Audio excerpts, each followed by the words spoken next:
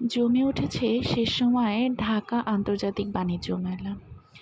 তো এই আনন্দ থেকে আমি কিভাবে বাদ যাই, তাই চলে গেলাম ফ্যামিলির আরও কিছু মেম্বারদের সাথে বাণিজ্য মেলায় ঘুরতে। প্রথমে টিকিট কেটে নিলাম। টিকিটের প্রাইস ছিল 50 টাকা করে। তো টিকিট কাটার পরে আমরা সোজা রওনা দিচ্ছিলাম বাণিজ্য মেলার গেটে। তো গেটের কাছে যাওয়ার পরে মনে হলো যেন বাণিজ্য মেলা একদমই ফাঁকা, তেমন কোনো ভিড়ই হবে না। মনে মনে ভিড় কম দেখে খুশি হচ্ছিলাম।